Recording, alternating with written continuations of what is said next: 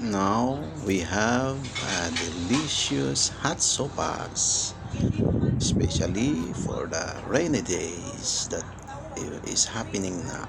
It is very best for breakfast, even good for lunch also, and even merienda. You can uh, have it for merienda because it's full of healthy and yummy, full of vegetables, especially served very hot.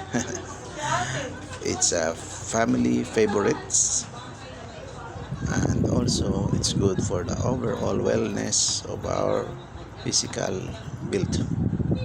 And once again, please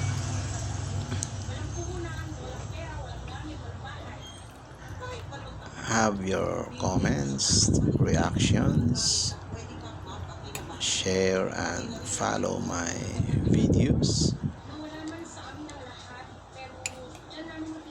Thank you for watching.